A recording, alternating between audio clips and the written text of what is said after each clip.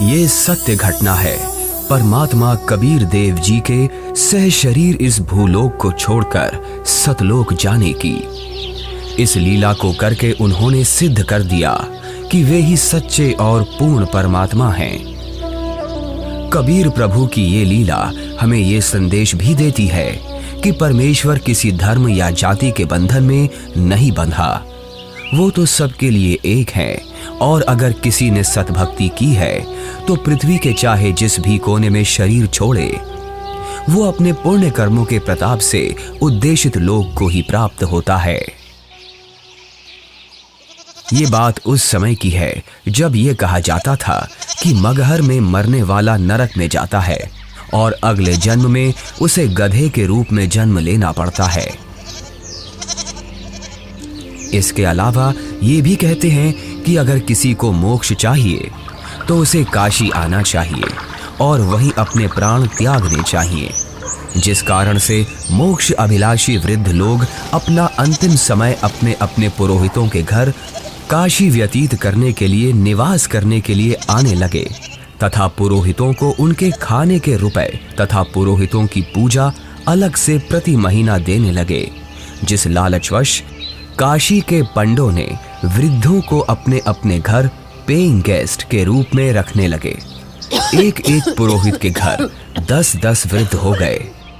कोई रोगी तो कोई अन्य परेशानी से ग्रस्त होने लगे तो उन लालची पंडों ने मीटिंग करके षड्यंत्र के तहत वृद्धों को मारने के लिए गंगा दरिया के किनारे एक करोंत यानी आरा लगाया।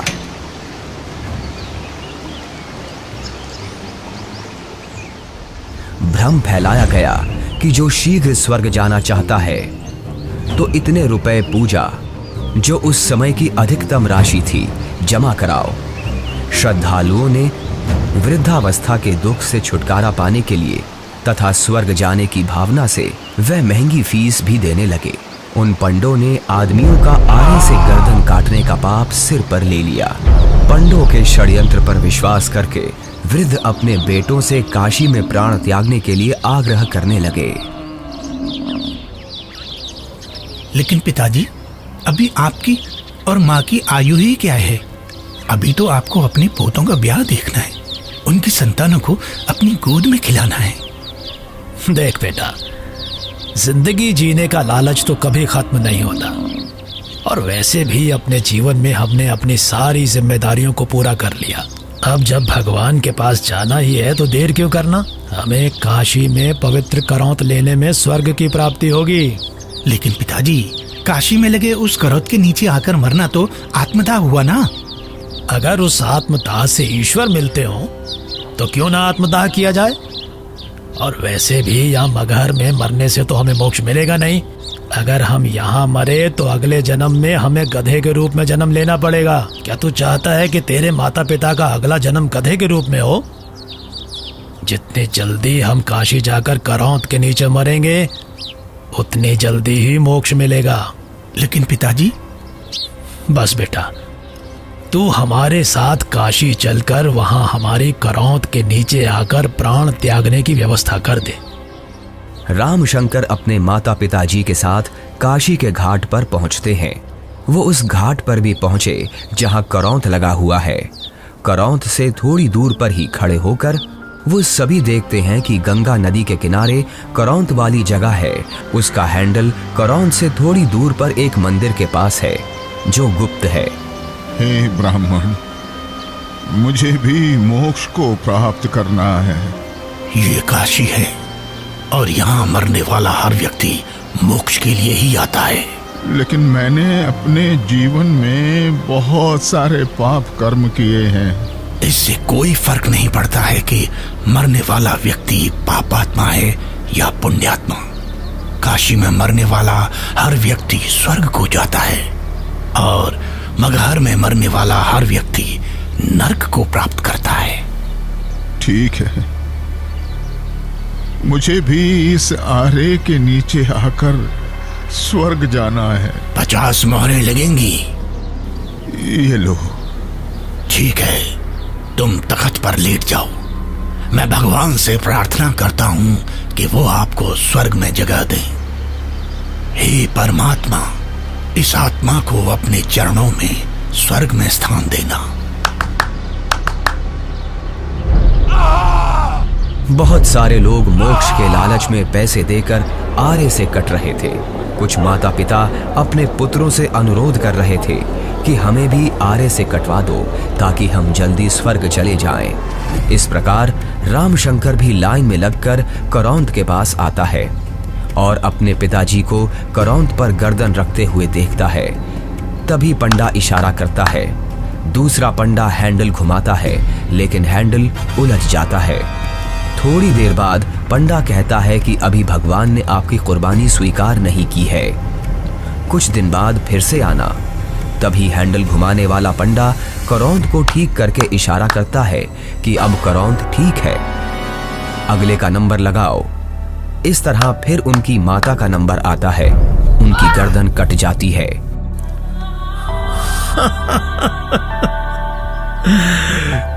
कितना भागा हूं मैं कि भगवान ने मेरी कुर्बानी स्वीकार नहीं की।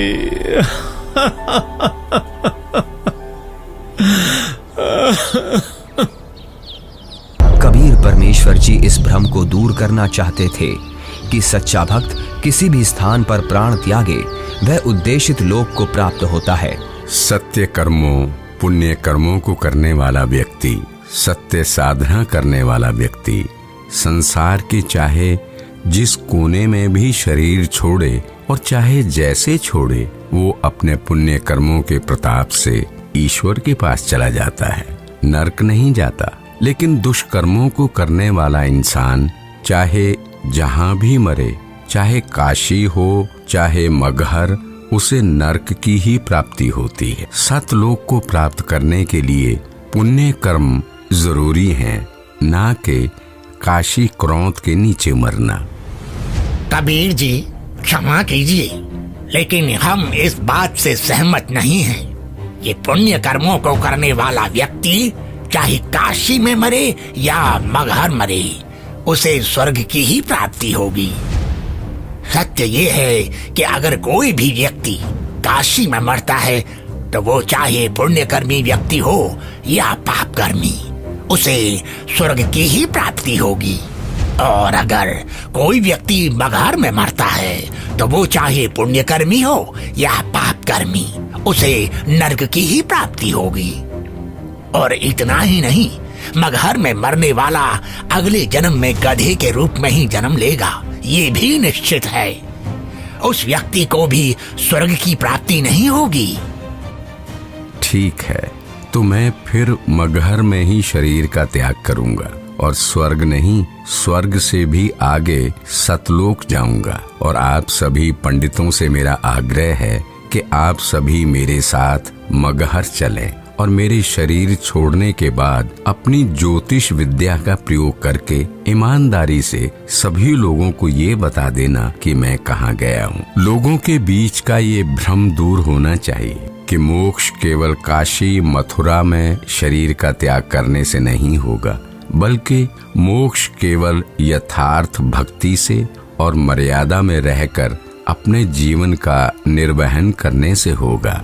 आज आपके मुक्ति का दिन है। करौंद के नीचे आकर मोक्ष पाने के लिए तैयार हो आप? इस आरे अर्थात करौंद से मुक्ति प्राप्त करने के लिए कितनी मोहरें लगेंगी? केवल 50। पिताजी, आपको उस करौंद के नीचे अपने प्राणों को त्यागने की जरूरत नहीं है। क्यों? पर बेटा फिर मुझे मुक्ति कैसे प्राप्त होगी? पिताजी, मैं अभी एक बड़े महापुरुष कबीर देव जी के पास से ही आ रहा हूं। उन्होंने कहा है कि जो व्यक्ति पुण्य कर्म करता है वो सतलोक ही प्राप्त करता है। उसकी मृत्यु चाहे जहां हो। बल्कि खुद कबीर जी मगहर में शरीर त्याग कर ये साबित करने जा रहे हैं कि मगहर में मरने वाला नरक नहीं जाता। यदि उसने सत्कर्म किए हैं तो वो भी स्वर्ग ही जाता है। आपको करौंद के नीचे अपने प्राण त्याग करने की जरूरत नहीं है। पिताजी, इन दुष्टों ने माता जी की हत्या की है। ये पाप कर रहे हैं। अरे अरे, ये क्या कर रहे हो? कबीर देव जी को ज्ञान नहीं है? तुम्हारा दिमाग फिर गया? ज्ञान नहीं है? वो तो साक्षात परमात्मा हैं। तो ठीक है, हम भी उनके साथ मगहर चलते हैं और देखते हैं कि उनकी कही गई बातों में कितना सच है और कितना झूठ।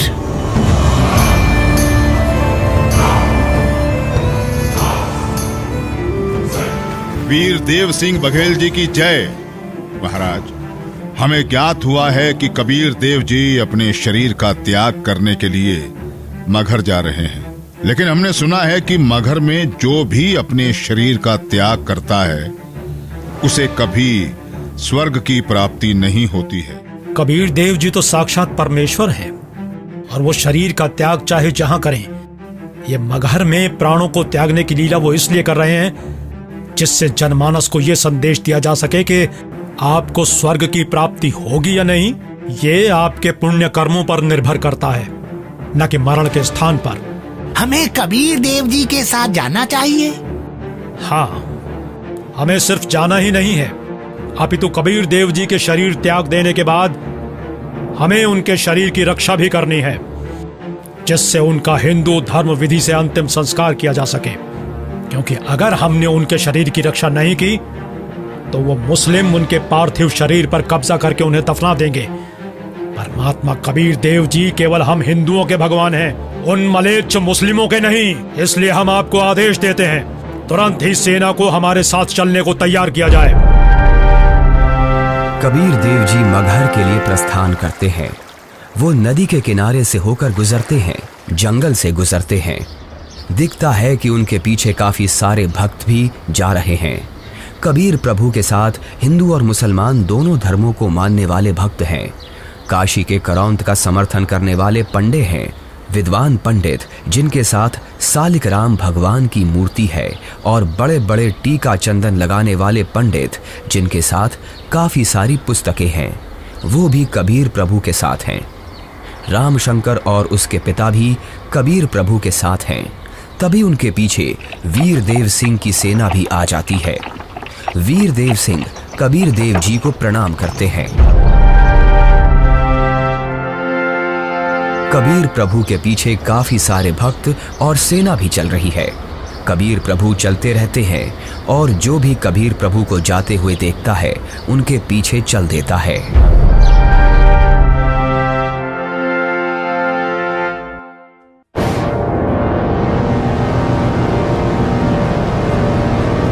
सलाम वालेकुम नवाब बिजली खान पठान साहब। वालेकुम अस्सलाम। कहिए, क्या खबर है? जी नवाब साहब, हमें पता चला है कि खुदा के रूप हमारे पीर कबीर जी महाराज मगहर आ रहे हैं, और सुना है कि वो यहाँ अपनी रूह को अपने जिस्म से आजाद करके सतलोक को रवाना हो जाएंगे। क्या? फिर तो हमें इसी पल कबीर जी के पास पहुंचना होगा, और कबीर जी की रूह के इस दुनिया से जाने के बाद उनके जिस्म को अपने कब्जे में लेकर इस्लाम के रिवाजों से उनके शरीर को धरती में दफन करना चाहिए। और इस बात का भी ख्याल रखना चाहिए कि उनका जिस्म काफिर हिंदुओं के हाथ न लगे। जी नवाब साहब, ऐसा ही होना चाहिए। सेना को हमारे साथ कबीर जी के पास चलने के लिए फौरन तैयार किया जाए, लेकिन कबीर जी को इस बात की अभी भनक न लगे।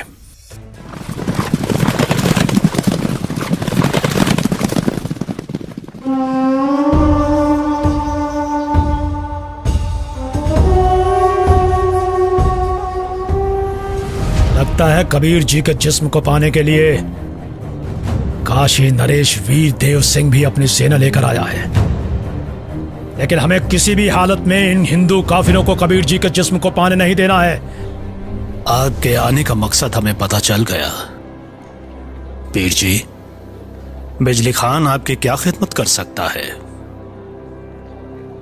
मैं अपना शरीर त्याग करने से पहले स्नान करना चाहता हूँ। जी, हम अभी आपके नहाने के लिए साफ पानी की व्यवस्था करते हैं। नहीं, मैं किसी बहते पानी के दरिया में स्नान करूंगा। बिजली खान। पीर जी, यहाँ एक दरिया बहता था जिसका नाम आमी नदी था, लेकिन पीर जी, शंकर भगवान के श्राप के कारण उसका पानी अब एकदम सूख चुका है। चलो दिखाओ मुझे वो आमी नदी कहाँ है। जी पीर जी, चलिए। कबीर देव जी, वीर देव सिंह, बिजली खान और उनके सेना और बाकी के भक्त उस आमी नदी के पास पहुंच गए। कबीर देव जी ने उस सूखी हुई नदी को देखा। कबीर देव जी ने अपने हाथ जोड़कर प्रार्थना की और फिर अपने हाथों को हवा में ऐसे लहराया जैसे कि वो नदी को बहने का इशारा कर रहे हों। कबीर प्रभु के ऐसे इशारा करते ही थोड़ी दूर पर नदी की ही जगह पर एक जोर से धमाका हुआ और धरती के अंदर से पानी का सैलाब निकला। ये देखकर सभी लोग चौंक जाते हैं और सभी भक्ति भाव से भरकर कबीर प्रभु को देखते हैं और अपने हाथ जोड़ लेते हैं। पूरी नदी में पानी भर जाता है।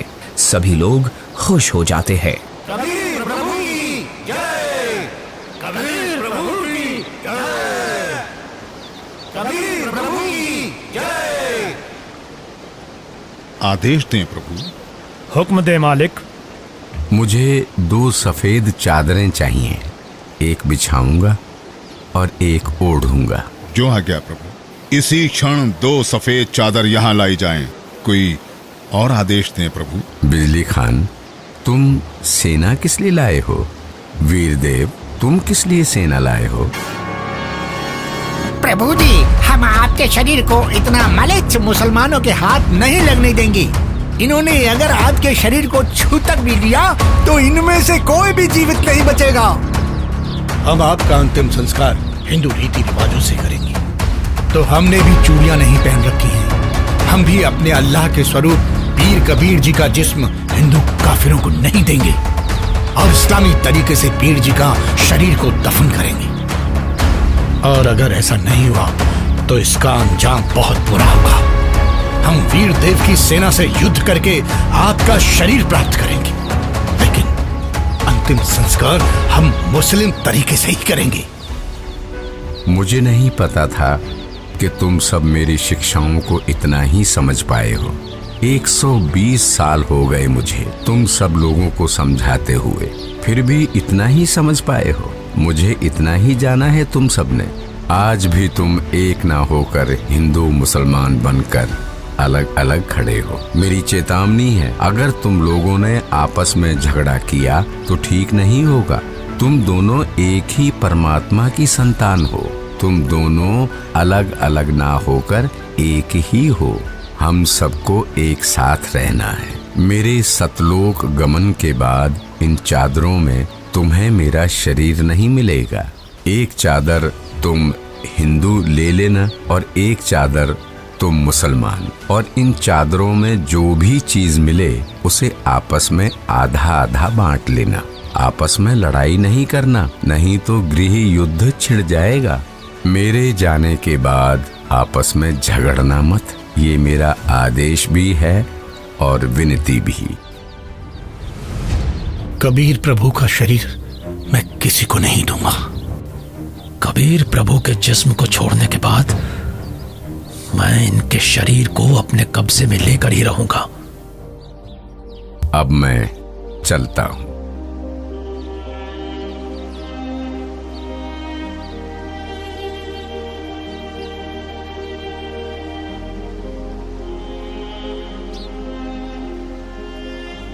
देखो ब्राह्मणों, मैं जा रहा हूं सतलोक, इस पृथ्वी से और तुम्हारे स्वर्ग से शंखों कोस दूर।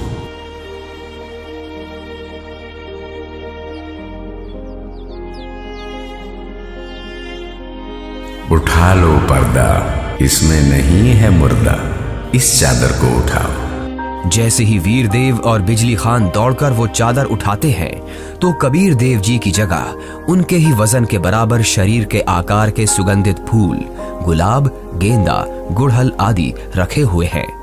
ये देखकर सभी लोग चौंक जाते हैं। सभी लोग हाथ जोड़ लेते हैं। अब वीर देव की आंखों से आंसू निकलते हैं। बिजली खान की आंखें भी नम होती हैं। दोनों एक दूसरे को देखते हैं और आपस में एक दूसरे को गले लगाकर रोने लगते हैं। दोनों सेनाओं के सिपाही भी एक दूसरे को देखते हैं। वहां खड़े ब्राह्मण लोगों की भी आंखों से आंसू गिरने लगते हैं। रामशंकर और उसके पिता के भी आंसू गिरते हैं। सभी लोग एक साथ कबीर देव जी के नाम का नारा लगाने लगते हैं। कबीर प्रभु की जय, कबीर प्रभु की जय।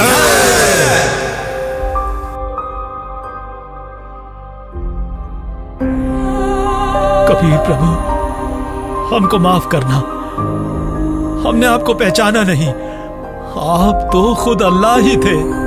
बहुत बड़ी गलती हो गई हमसे, हमने भगवान को नहीं पहचाना। कबीर प्रभु की बात हमने नहीं मानी। अब हम सब एक होकर रहेंगे और उनकी कही सारी बातें मानेंगे। या अल्लाह, माफ कर हमें। भगवान माफ करो हमें। कबीर भगवान हमें माफ करो। भगवान हमें माफ करो।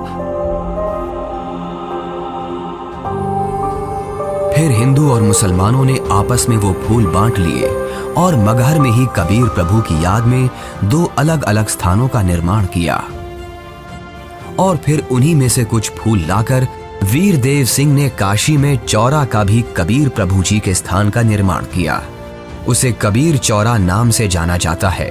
वहां पर कबीर पंथ का बहुत बड़ा आश्रम बना है। कबीर प्रभु जी ही सच्चे और पूर्ण परमात्मा हैं, जिन्होंने हम सबको रंग भेद, जाति धर्म भेद आदि के आधार पर ना बंटकर एकजुट रहना सिखाया। परमात्मा एक विशेष जाति या समूह का नहीं होता।